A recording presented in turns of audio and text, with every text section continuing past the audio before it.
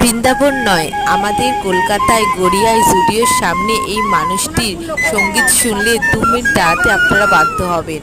পারলে কিছু আর্থিক সাহায্য করে যাবেন, কারণ এই মানুষটির প্রতিভা সত্যিই অতুলনীয়।